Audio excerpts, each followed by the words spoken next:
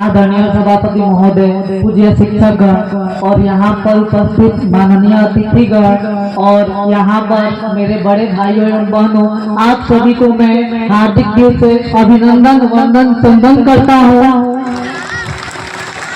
और आज बड़े ही सौभाग्य की बात है कि मैं जिस विद्यालय से अपना पठन पाठन शुरू किया था, आज उसी विद्यालय के 32वें वर्षगांठ के अवसर पर एक शिक्षक के रूप में मैं आप सभी को संबोधित कर रहा हूँ। इसके लिए मैं अपने प्रिय गुरु जी आरएनटी सर को धन्यवाद देना चाहता हूँ कि मुझे इस लायक समझे और इस मंच पर मुझे बुलाने की कोशिश की है। और आज मेरे गुरु जी का जन्म दिवस भी है, तो आप सभी से निवेदन है कि आप लोग थोड़ा जोर से तालियां बजाइए और हैप्पी बर्थडे मेरे प्रिय गुरु जी के, जिन्होंने मुझे अनुशासन का पाठ पढ़ाया है और हमेशा संस्कार में रहने का एक शिक्षा दिया है। मैं आप सभी को अपना परिचय कुछ पंक्तियों के द्वारा देना चाहता हूँ और कहूँगा कि सुंदर सूर सजाने को साज बनाता हूँ, सुंदर सूर सजाने को साज बनाता हूँ, नौ सीखिए परिंदे को बाज बनाता हूँ। सुंदर सूर सजाने को साज बनाता हूँ, नौ सीखिए परिंदों को बाज बनाता हूँ। चुपचाप सुनता हूँ शिकायतें सब, चुपचाप सुनता हूँ शिकायतें सबकी,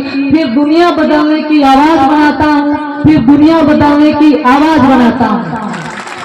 अगली पंक्ति है कि समंदर तो परखा है हौसले कश्तियों के, समंदर तो परखा है हौसले कश्तियों के, मैं तो डूबती कश्तियों के जहाज बनाता हूँ, मैं तो डूबती कश्तियों के जहाज बनाता हूँ। बनाए चाहे चांद पर कोई बुर्ज ए खलीफा, बनाए चाहे चांद पर कोई बुर्ज ए खलीफा, अरे मैं तो कच्ची ईंटों से ही ताज बनाता हूँ, मैं तो कच्ची ईंटों से ही ताज बनाता हूँ। सूर में सूर संजोकर संस्कार बनाता हूँ, सूर में सूर संजोकर संस्कार बनाता हूँ, हर एक शिष्य को गुणवान बनाता हूँ। सूर में सूर संजोकर संस्कार बनाता हूँ, हर एक शिष्य को गुणवान बनाता हूँ। मैं एक शिक्षक हूँ शिक्षा के लिए, मैं एक शिक्षक हूँ शिक्षा के लिए, शिक्षा के दायित्वों को हर बार निभाता हूँ, शिक्षा के दायित्वों को हर बार निभाता हूँ।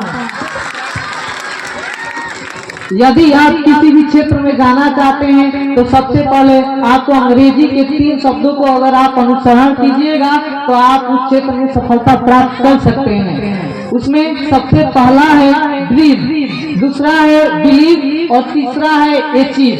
ड्रीम का अर्थ होता है स्वप्न देखना।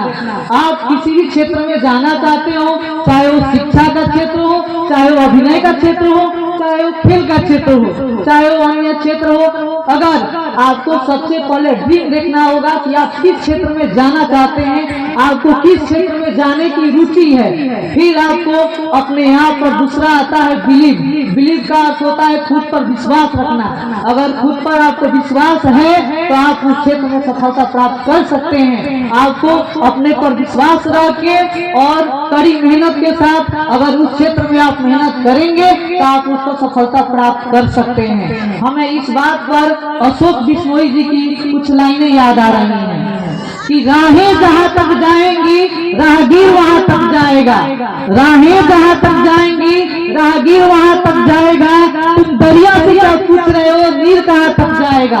राहें जहां तक जाएंगी राहगीर वहां तक जाएगा, तुम दरिया से क्या पूछ रहे हो नीर कहां तक जाएगा। खींच धनुष की डोर और साध निशाना मंजिल का, खींच धनुष की डोर और साध निशाना मंजिल का, बाद में देखा जाएगा कि तीर कहां तक जाएगा, बाद में देखा जाएगा कि तीर कहां तक जाएगा।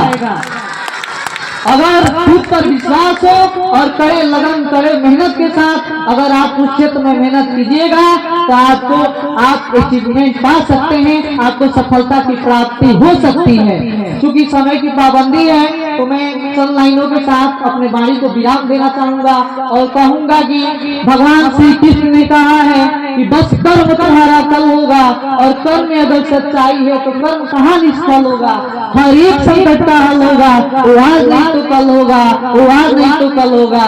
लोहा जितना तपता है उतना ही ताकत भरता है, सोने पे जितनी धार लगे उतना ही प्रखर निखरता है। हीरे पे जितनी धार लगे उतना ही खूब चमकता है।